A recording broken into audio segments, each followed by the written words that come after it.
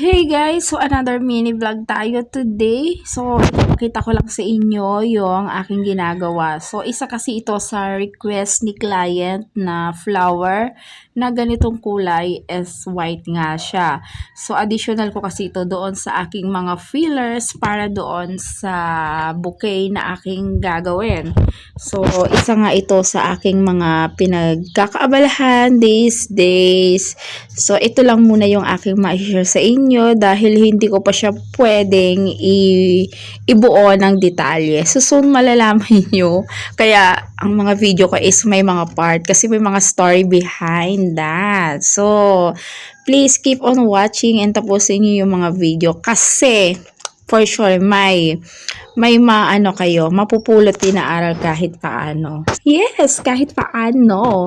Yes guys, meron talaga. So keep on watching. Bye for now.